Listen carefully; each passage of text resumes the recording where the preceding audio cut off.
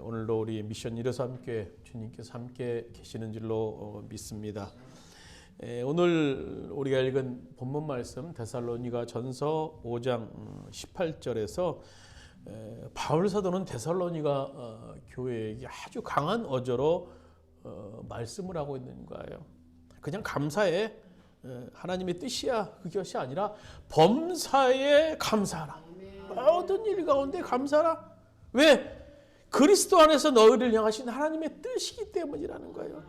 뭐 감사해도 좋고 감사 안 해도 좋고 그것이 아니라는 거예요. 모든 일 가운데 감사하는데 그 이유는 그 안에 하나님의 뜻이 담겨 있기 때문이다라고 오늘 고난을 당하는 데살로니가 교회를 향한 바울 사도의 외침입니다. 사실 우리가 그래도 믿는 사람들 하면 감사,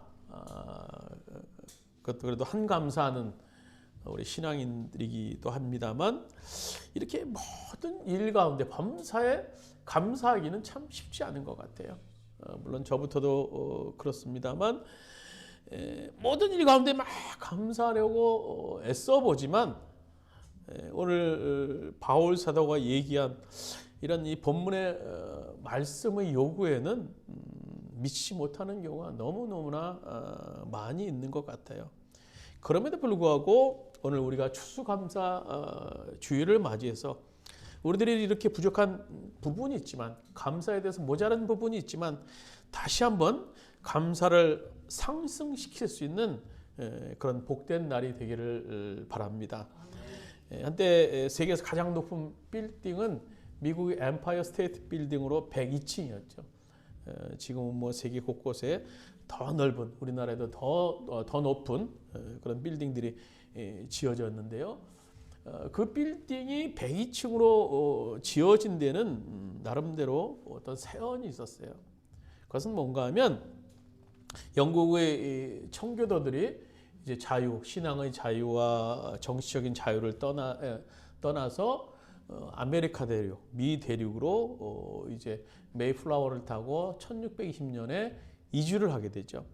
근데 그 길이 너무너무나 멀었어요. 그래서 오는 과정 중에서 뭐 많은 사람이 왔지만 병 걸려 죽고 또 물에 빠져 죽고 여러 가지 사정으로 많은 사람이 죽게 되었지만 남자 78명, 여자 24명에서 102명만이 이제 미 대륙에 안착을 하게 됐던 겁니다. 그래서 후에 이제 이들을 기념하기 위해서 뉴욕 맨하탄 엠파이어 스테이트 빌딩을 이제 102층으로 지었다고 합니다. 근데 이들 102명의 청교도들이 미 대륙에 오게 되는데요. 사실 이 102명은 거의 다 화이트 칼라 도시 출신 사람들이었어요. 그래서 뭐 농사 짓는 거, 뭐 밭 가는 거, 뭐 집 짓는 거 그런 걸 아무것도 모르는 사람들이었어요. 그러니까 그렇게 떠나온 이 신대를 위해서 그들의 삶이 얼마나 힘들었겠습니까? 얼마나 고생됐겠어요? 그래서 그들이 힘들고 어려울 때마다 하나님 앞에 금식하면서 기도하고 또 밤새워 간절히 기도해서 그때마다 하나님께서 그들을 인도해 주셨어요. 근데 어느 때 기도해도 그 어려움이 막 해결되지 않은 그런 문제가 있었습니다. 금식해도 안 되고 뭐 간절히 막 매달려 기도해도 안 되고 그러든지 어떤 사람이 이제 모임에서 뜻밖의 제의를 합니다. 어떤 제의였는가 하면 여러분 지금까지 우리는 힘들 때마다 금식을 선포하며 하나님께 기도했습니다. 그러나 이제는 한 번쯤 생각을 좀 약간 달리 해봅시다. 물론 우리가 영국에 살 때보다 그렇게 형편이 지금 좋지는 않아요. 어려워진 것은 사실입니다. 그러나 우리는 이 가운데서도 얼마든지 하나님의 은혜를 생각하면서 감사할 조건들은 충분히 우리가 찾을 수 있기 때문입니다. 우리에게 신앙의 자유가 있고 우리에게 정치의 자유가 있고 또 우리 앞에는 눈앞에 광활하게 펼쳐진 이 대지가 있지 않습니까?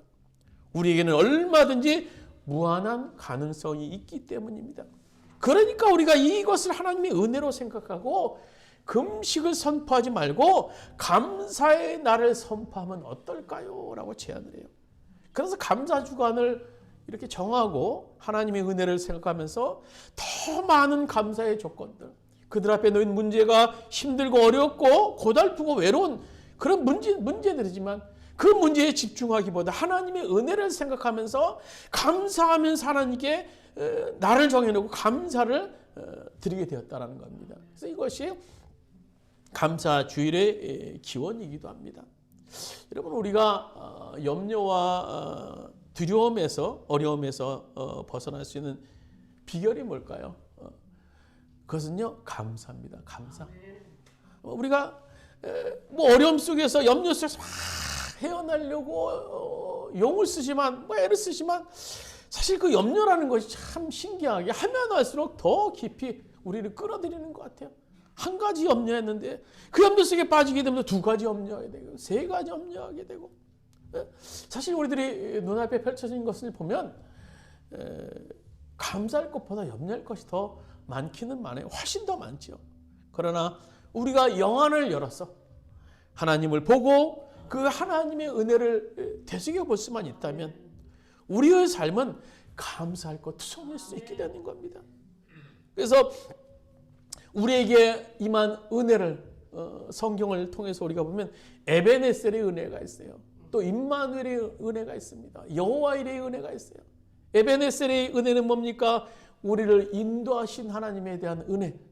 과거부터 지금까지 인도하시는 그 하나님의 은혜를 되새겨보면 감사할 수 있다는 거예요. 또 임마누엘의 은혜는 뭡니까? 그 과거부터 지금까지 인도하신 그 하나님의 은혜를 우리가 믿음으로 붙잡을 수 있다면 지금도 우리와 동행하시는 그 하나님, 우리와 동행하시며 함께 하시는 그 하나님의 은혜를 우리가 기억할 수 있다는 거예요. 그리고 우리 미래에 대한 하나님, 여호와일의 하나님, 미래를 준비하시는 하나님, 우리의 문제 속에서 어려움 속에서 있지만 결국 하나님께서는 우리의 미래도 책임져 주실 것이라는 것을 기억하면서 감사하는 것, 여호와 이레의 하나님이기 때문인 거예요. 그래서 오늘 이 시간에는 그 하나님의 은혜를 우리가 한번 기억하면서 감사할 일들을 우리가 찾을 수 있는 그런 시간 되기로 합니다. 첫 번째로 우리에게 에베네셀, 먼저 에베네셀의 은혜가 있어요. 그것은 사무엘이 하나님께 고백한 은혜죠. 우리 사무엘상 7장 12절 말씀 우리 한번 같이 한번 읽도록하겠습니다. 사무엘상 7장 12절입니다. 사무엘이 도리를 취하여 미스바와 센 사이에 세워 이르되 여호와께서 여기까지 우리를 도우셨다 하고 그 이름을 에베네셀이라 하니라. 에베네셀은 뭡니까? 하나님이 지금까지 우리를 여기까지 우리를 인도하시면서 인도하신 것을 기억한 그 은혜를 기억하면서 고백할 수 있는 이름이 에베네셀의 이름이 에베네셀. 사무엘이 어떻게 해서 이 에베네셀이라는 그런 기념비를 세우게 되었을까요? 사사시대 이스라엘을 가장 괴롭혔던 나라, 가장 으뜸인 나라 하면 블레셋이에요. 블레셋. 얼마나 블레셋이 이스라엘을 못 살게 굴었는지 몰라요. 그래서 사무엘상 4장에 보시면 블레셋이 이스라엘을 침공하게 돼요. 그래서 이스라엘은 이 전투를 위해서 이제 에베네셀의 곁에 진을 치고 블레셋은 아벡이라는 곳에 진을 치고 일전을 준비하게 됩니다. 결국 그 전투에서 이스라엘은 처참하게 패하고 그 벌판에서 4,000명이라는 많은 숫자가 죽게 됩니다. 그래서 이스라엘이 패배한 후에 우리들이 패인이 뭘까? 그래서 패인을 나름대로 분석했어요. 그것은 하나님의 임재의 상징인 법궤를 앞세우지 아니했기 때문이다라는 그런 결론을 내리게 되죠. 그래서 다음번 싸움에는 우리가 법궤를 앞세우자. 그래서 그 다음 블레셋의 침투에 대해서는 법궤를 앞세우는데 홈리와 비누아스가 법궤를 메고 전쟁터에 앞서서 나가게 됩니다.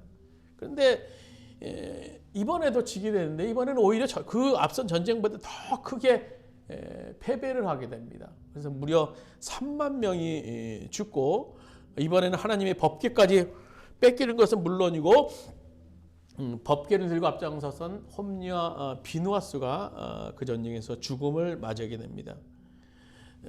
이 홈리와 비누아스는 형제죠. 그래서 이 두 아들은 엘리라는 두 남자는 엘리라는 제사장의 그 아들인데요. 그 아들이 죽었다라는 소식을 이제 엘리 제사장이 듣게 되고 의자에 앉아서 넘어져서 목이 부러져 죽게 되는데요. 이렇게 자기 남편과 시아버지가 죽었다라는 소식을 이제 비누아스 이 아내, 성경에는 그녀의 이름이 안 나오는데요. 비누아스의 아내가 아이를 낳게 됩니다. 근데 그 아이의 이름을 이가봇이라고, 이가봇. 뭔가 하면 하나님의 영광이 이스라엘에서 떠났다라는 그런 이름을 짓게 됩니다. 그래서 이스라엘은 그렇게 정말 이가봇의 이름 뜻대로 하나님의 영광이 떠난 채로 오랜 시간을 지나게 됩니다. 그렇게 20년이 지난 후에 이스라엘의 새로운 지도자로 사무엘 선지자가 세워지게 됩니다. 사무엘 선지자는 무엇보다 먼저 이스라엘의 모든 백성들을 미스바에 모이기 위해서 영적 각성 운동을 하죠. 그래서 뜨겁게 기도하고 다시 번제도 드리고 하나님과 끊겼던 그 관계를 회복하기 위해서 애를 쓰게 됩니다. 근데 이스라엘 백성들이 미스바에 모였다라는 소식을 들은 이 블레셋이 가만히 있지 않았겠죠. 이번에는 이스라엘을 아주 전멸시킬 수 있는 좋은 기회다. 완전히 우리 쓸어버리자. 그래서 사무엘이 미스바에서 번제를 드릴 때 이스라엘이 블레셋이 온 전력을 다하여 이스라엘을 공격하게 됩니다. 그런데 놀라운 일이 생기게 되죠. 갑자기 하늘에서 큰 우레와 번개가 발하게 됩니다. 하나님께서 하신 거예요. 그래서 이스라엘이 공격하는 블레셋이 막 어지러워지고 막 사방이 막 난리가 나니까 천둥과 벼락이 완전히 블레셋을 혼란스럽게 만들어서 블레셋을 물리치게 됩니다. 그래서 이스라엘이 앞선 전투에서는요, 나름대로 막 지략도 있었고 완전히 자신들만의 힘을 의지해서 싸워 나갔어요. 근데 그럴 때마다 오히려 백전백패였습니다. 하지만 미스바에 모여서 그들의 영적 각성 운동 회복을 위해서 기도하니까 블레셋을 하나님께서 하루아침에 쫓아내 주시는 거예요. 그 결과 사무엘과 모든 백성들은요, 하나님이 베푸신 은혜에 대해서 너무나 감사했어요. 그 감격과 기쁨을 잊지 않도록 미스바와 센 사이에 기념비를 세우게 됐던 겁니다. 그리고 그 이름을 에베네셀이라. 그래서 하나님께서 여기까지 우리를 도우셨다. 그래서 후세에도 하나님의 이름을 기억하면서 하나님의 은혜를 잊지 않기를 바라면서 그런 기념비를 세웠던 겁니다. 그런데 이 에베네셀의 은혜는요, 이스라엘이 승리했기 때문만이 주어진 그런 은혜가 아닙니다. 즉 그들이 승리할 때만 에베네셀이 아니었다라는 거예요. 지금까지 뭡니까? 앞에서 이스라엘은 계속 패배를 경험하게 되죠. 그리고 승리하고 또 여기까지 왔어요. 그렇습니다. 이런 전 과정들을 지금 돌아보니 하나님의 인도하심이 있었다라는 겁니다. 지금 이 현장에서 미스바 현장에서 승리했기 때문에 에베네셀 하나님 감사합니다. 그것이 아니라 지금까지 그 과정들을 인도하시는 하나님의 은혜를 기억하면서 감사하게 됐던 거예요. 그런 사람은 하나님이 감사할 수 있어요. 우리가 인생길도 이렇게 참 뒤돌아보면 마찬가지 아니겠습니까? 우리가 건강할 때도 있고요. 때로는 다쳐서 넘어질 때가 있고 아플 때가 있어요. 또 돈을 벌 때가 있고 또 잃어버릴 때가 있고 잘 될 때가 있고 또 안 될 때가 있고 힘들 때가 있고 때로는 기쁠 때가 있고요. 그러나 그런 모든 일을 돌아보니 다 하나님의 은혜였다라고 고백할 수 있으면 감사할 수 있게 되는 거예요. 이것이 하나님의 은혜였어요. 하나님의 은혜였어요. 그래서 오늘 사무엘이 뒤돌아보니 다 하나님의 은혜였다. 우리들이 그동안 그런 고통의 순간들도 있었고 정말 하나님을 떠난 시간도 있었고 했지만 하나님께서 결국 이 블레셋을 물리치고 그 과정들을 또 패배의 과정들을 돌아보니 하나님의 은혜였구나 고백하면서 감사 제사를 오늘 사무엘이 드릴 수 있었던 겁니다. 오늘 바로 에베네셀의 은혜, 오늘 로마서 8장 28절 이렇게 말하죠. 우리가 알거니와 하나님을 사랑하는 자, 곧 그 뜻대로 부르심을 입은 자들에게는 모든 것이 합력하여 선을 이루느니라. 그래서 바로 에베네셀이 하나님을 깨닫게 된다면 그것이 바로 복일 수 있는 겁니다. 우리 신명기 1장 31절 말씀 우리 같이 한번 읽도록 하겠습니다. 신명기 1장 31절 광야에서도 너희가 당하였거니와 사람이 자기의 아들을 아는 것 같이 너희 하나님 여호와께서 너희가 걸어온 길에서 너희를 안으사 이것까지 이르게 하셨느니라. 오늘 하나님께서 이스라엘 백성들을요 그 거친 광야에서 때로는 안아주셨고 때로는 업어주셨고 때로는 손으로 붙들어 주셨어요. 하나님께서 그 광야 같은 길을 인도해 주셔서 이스라엘이 여기까지 오게 해주셨습니다 라고 하나님의 은혜를 깨달은 모세가 고백하고 있는 구절인 거예요. 이 사실을 깨달은 모세가 너무너무나 감사했던 거예요. 여러분, 감사는요 소유가 많기 때문에 우리가 감사할 수 있는 것이 아니에요. 그렇다고 뭐 권세가 높은 사람이 감사합니까? 뭐 건강하다고 뭐 아름답다고 감사할 수 있을까요? 아니에요. 감사는 지금 내가 존재하는 이유, 내가 존재하는 이유가 하나님의 은혜 때문이라는 사실을 깨달은 사람만이 고백할 수 있는 거예요. 그것이 바로 오늘 에베네셀의 은혜를 깨달은 사람, 그것이 바로 오늘 사무엘에게 임한 그런 하나님의 은혜입니다. 우리 찬양에도 있잖아요. 301장 우리 찬송가에도 나오죠. 지금까지 지내온 것 저희의 크신 은혜라 한이 없는 주의 사랑 어찌 이루 말하랴. 자나깨나 저의 손이 항상 살펴주시고 모든 일을 저 안에서 형통하게 하시네. 바로 지금까지, 지금 이 순간까지 인도하신 하나님의 그 에베네셀의 은혜를 기억하면요 감사하지 않을 수 없는 거예요.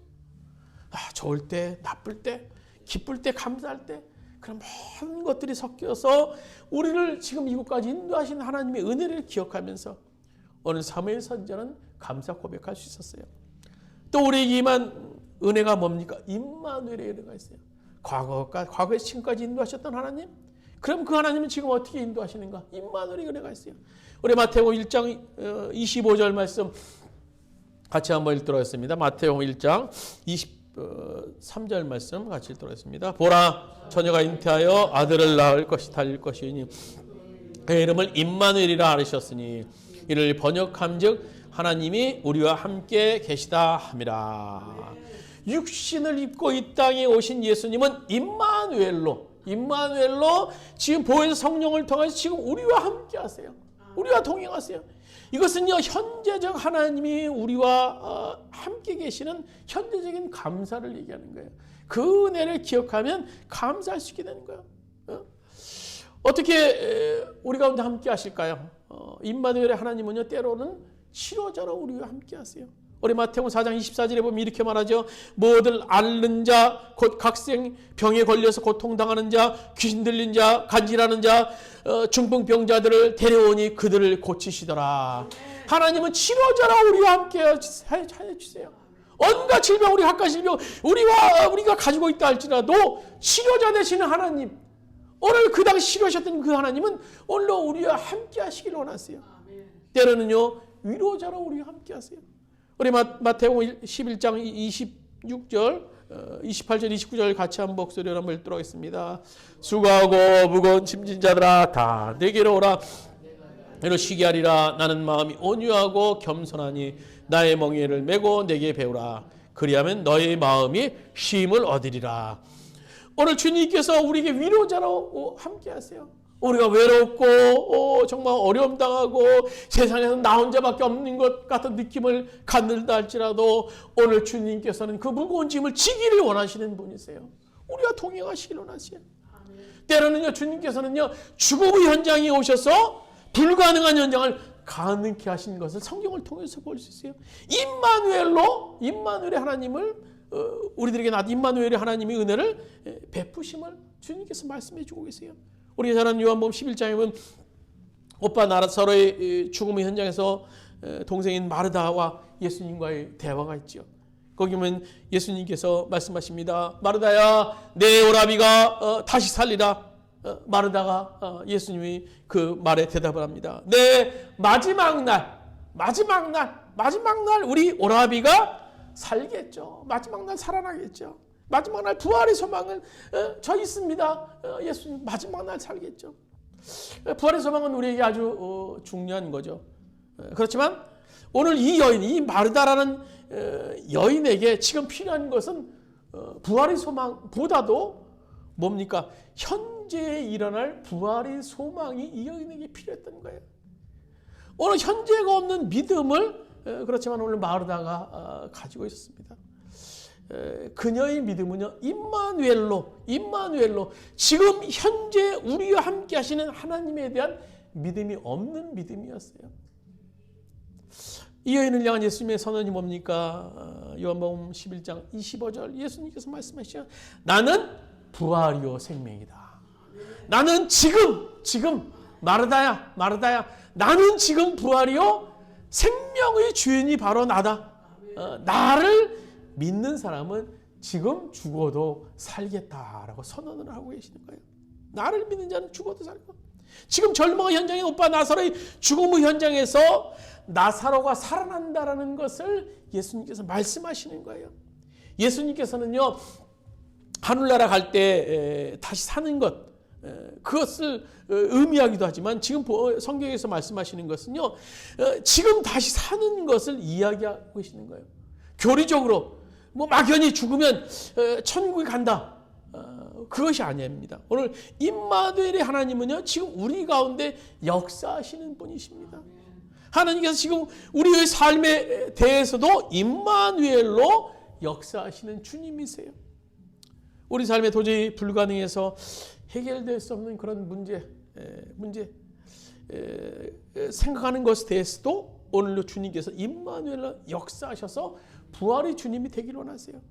물질의 문제 때문에 참 눌려 있어요. 야, 이게 도대체 어떻게 해결될까? 때로는 일자리의 문제, 취업의 문제 때문에 막막해요. 때로는 건강의 문제 때문에 도대체 길이 없어 보여요. 때로는 자녀의 문제 때문에, 때로는 인간관계의 갈등 속에서 수없이 많은 그런 문제들, 불가능한 그런 문제들 속에 우리가 빠질 수가 있어요. 그러나 그 문제에 대해서도 주님은 부활로 우리 가운데 역사하시는 분이세요. 바로 이 임마누엘의 은혜를 깨달은 사람은요, 그 사람의 입에서 제일 먼저 튀어나오는 것이 뭔지 아십니까? 감사합니다. 감사 고백하세요. 오늘 요한복음 11장 41절 보세요. 죽음의 현장에서 예수님께서는 돌을 옮겨오너라 말씀하신 후에 오늘 하루를 향해서 얘기를 하시죠. 하나님 아버지 감사합니다. 내 말을 들으신 것을 감사합니다 라고 고백하는 것을 볼 수 있어요. 아버지 감사합니다. 아직 나사로는 죽음의 상태였습니다. 칭칭 끈으로 묶여서 동여맨 상태예요. 그러나 예수님의 기도의 시작은 감사합니다. 감사. 그리고 이어서 아버지 감사합니다. 아버지 감사합니다. 얼마나 친밀하게 또 간절하게 하나님 아버지를 예수님께서 부르셨겠어요. 예수님께서는 이 아버지신 하나님과 늘 깊은 교제 속에 있었음을 우리가 볼 수 있는 그런 말씀이기도 해요. 죽음의 현장이라는 마지막 상황을 마지막으로 생각하지 않고 그래서 감사할 수 있었다는 겁니다. 오늘 우리가 왜 감사하지 못할까요? 우리에게 임한 여러 가지 문제들 속에서 우리는 감사를 상실할 때가 너무나 많아요. 분명히 임마누엘로 하나님이 우리 가운데 역사하는데 왜 우리는 그 하나님을 느끼지 못하는 걸까요? 그것은 우리가 하나님과 친밀하게 지금 교제하지 못하고 있기 때문인 겁니다. 하나님과 친밀하게 교제하고 내가 하나님 안에 거하고 하나님이 내 안에 거하게 된다면 상황과 형편에 따라서 감사하지 않을 수 없게 되는, 감사하지 않게 되는 겁니다. 죽음의 현장에서 예수님이 고백을 보세요. 아버지, 내 말을 들으시는 것을 감사하나이다. 그 마지막의 현장, 그 죽음이란 끝이라는 현장 속에서 아버지 하나님 먼저 감사를 찾을 때 그것은 놀라운 기적의 역사가 일어났던 것을 볼 수 있습니다. 오늘 성경은 말합니다. 볼지어다 내가 세상 끝날까지 항상 너희와 함께 있으리라. 지금도 임마누엘로 우리들과 함께 하시는 주님이세요. 우리가 수없이 많은 문제로 지금 스트레스를 받고 압력을 받고 눌려 고민하고 때로는 그 문제 때문에 잠을 자지 못한다 할지라도 분명한 것은 임마누엘로 하나님이 우리와 함께 하신다는 거예요. 내가 너희와 함께 하겠다. 내가 보혜사 성령을 보내서 너희와 늘 동행하겠다고 말씀하신 그 하나님이십니다. 그래서 우리가 그 하나님의 은혜, 임마누엘로 역사하시는 그 하나님의 은혜를 기억하면 감사할 수 있게 되는 겁니다. 또 마지막으로 우리가 기억하는 여호와 이레의 은혜입니다. 우리 창세기 22장 14절 말씀 같이 읽도록 하겠습니다. 창세기 22장 14절 아브라함이 그 땅의 이름을 여호와 이레라 하였으므로 오늘까지 사람이 이르기를 여호와의 산에서 준비되리라 하더라. 에베네셀의 하나님은 여기까지 우리를 돌봐주신 분. 또 임마누엘의 하나님은 지금 우리와 함께 하시는 그런 하나님. 그뿐만 아니라 여호와 이레의 하나님은 우리의 모든 것을 예비하시고 앞으로 우리의 발걸음을 인도해 주시는 하나님. 그래서 여호와 이레의 은혜를 오늘 아브라함은 깨닫게 되었던 겁니다. 아브라함이 경험한 여호와 이레의 하나님은 뭡니까? 아들을 제물로 드려야 하는 캄캄한 그런 상황 속에서, 절벽의 상황 속에서 순종했더니 여호와께서 제물을 준비하셨어요. 그래서 아브라함이 너무나 기뻐서 하나님을 믿고 순종했더니 여호와의 이레의 은혜가 그곳에 임해서 너무나 감사해서 하나님을 향하여 고백했던 겁니다. 우리가 때로는 감사를 빼앗기는 경우가 많이 있는데요. 우리가 감사를 빼앗기는 경우가 물론 현재의 많은 문제들 속에서도 있습니다만 우리가 앞날을 생각하면 감사가 상실되는 경우가 참 많은 것 같아요. 특히 많은 일들 중에서 이맘때가 되면 한 해를 저물면서 쓸쓸함과 더불어서 밀려오는 것은 나이가 한 살 더 먹는구나. 내가 한 살 더 먹는구나. 그래서 그런 것으로 인한 미래에 대한 염려, 건강에 대한 염려, 죽음에 대한 염려, 때로는 자녀에 대한 염려, 참 세월은 덧없이 흐르는 것 같아요. 그래서 누가 그러더라고요. 나이를 먹는 것은 이제 10대, 20대, 30대, 40대 그것은 키로수를 의미한다고. 20대는 20kg로 인생이 달린대요. 30대는 30kg. 50대가 50kg로 인생이 막 달리고 60대, 70대, 80kg로 막 인생이 무섭게 달려요. 그러다 보니까 한 살 한 살 더 먹는 것에 대한 두려움, 또 인생의 덧없음, 또 한편으로 많은 염려가 우리를 둘러 쌀 때가 있어요. 이런 미래에 대한 염려에 빠지면요, 여호와 이레의 은혜를 경험할 수 없게 되는 겁니다. 오늘 마태복음 6장 27절에 이렇게 말씀하시죠. 너희 가운데 누가 걱정을 해서 자기의 수명을 한순간도 늘릴 수 있겠느냐. 또 마태복음 8장 6장 34절에 보면 그러므로 내일 일은 걱정하지 말라. 내일 걱정은 내일이 알아서 할 것이다. 내일은 내일 염려하는 거예요. 내일은 내일 염려하는 거예요. 참 우리가 이 진리를 알고 있지만 참 잊고 살 때가 참 많은 것 같아요. 저도 이 말씀을 준비하면서 내일은 내일 염려할 거고 오늘 염려할 것도 산더미 같이 많은데 내일 염려를 하면 우리가 감사가 상실되게 되더라고요. 내일은 오늘의 것이 아니에요. 내일은 우리의 것이 아니라는 겁니다. 내일은 내일의 것. 내일은 우리의 것이 아닙니다. 그런데 우리는 오늘 염려도 모자라서 내일 염려까지 땡겨서 염려하고 있는 것을 볼 때가 있어요. 제 자신도 물론 그래요. 그러나 여호와 일에 대한 믿음이 없을 때 그렇게 생길 수 있게 되는 겁니다. 어느 월간지에 어린이 월간지에 실린 얘기예요. 추운 겨울이 거의 끝나갈 무렵 이제 따뜻한 봄볕이 서서히 내려쬐니다. 근데 어느 집 마당에 이제 고드름이 매달려 있었고 앞에 눈사람이 방긋 웃는 모습을 이제 나무 조각으로 해놔서 웃는 모습으로 한 채 서 있었어요. 근데 고드름이 툭툭 물을 이제 떨어뜨리게 되는 거예요. 고드름은 점점 이제 추위가 물러가고 겨울이 끝나자 자기의 처지에 대해서 이제 걱정을 하기 시작했어요. 아, 이제 곧 따뜻한 봄이 될 텐데 그렇게 되면 나는 녹아서 사라져버리고 말 것이구나.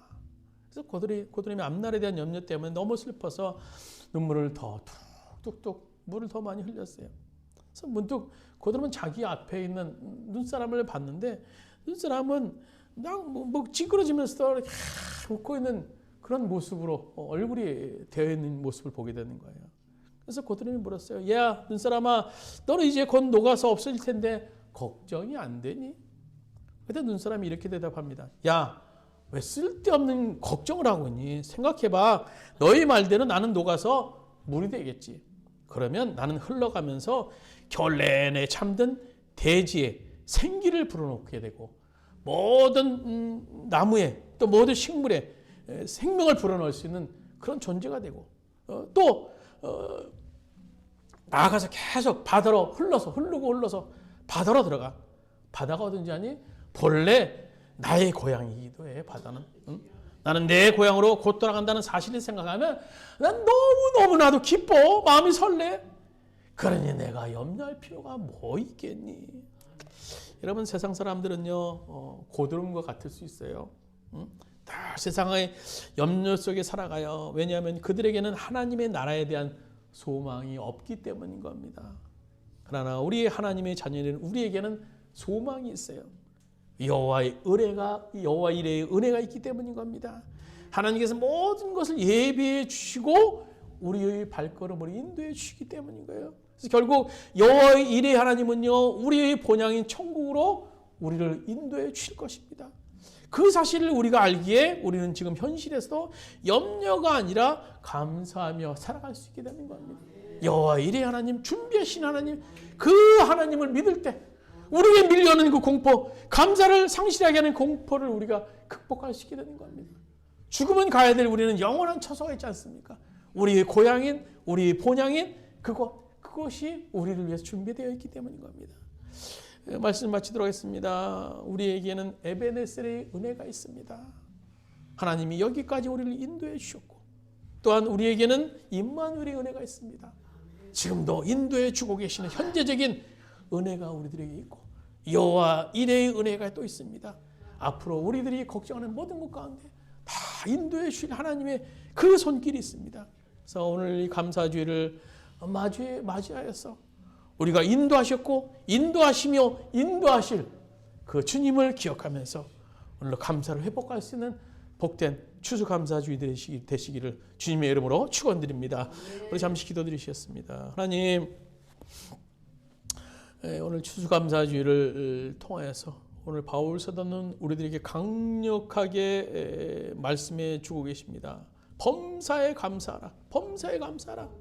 골라서 감사하라가 아니라 너에게 좋을 때만 감사하라는 것이 아니라 모든 일을 통해서 합력하여 이루실 하나님 은혜를 기억하면서 감사라고 말씀해 주고 계십니다. 우리 삶 속에서 합력하여 선을 이루실 하나님의 은혜를 기억하면서 감사할 수 있는 우리 모든 미션 일에서 함께 성도들 될 수 있도록 주께서 인도하여 주시옵소서. 이제는 우리 주 예수 그리스도의 은혜와 하나님 아버지의 원하신 사랑하심과 보혜사 성령님의 감화 감동 내 교통하시는 종이 우리 안에서 행하실 하나님의 그 거룩한 뜻을 바라보면서 감사하는 삶을 살기를 원하는 우리 미션 여러 삼계 성도들 머리 위에 그의 가정에 사업장과 직장 위에 이 땅의 모든 교회 위에 이제부터 언까지 함께 하시기를 간절히 축원하옵나이다. 아멘.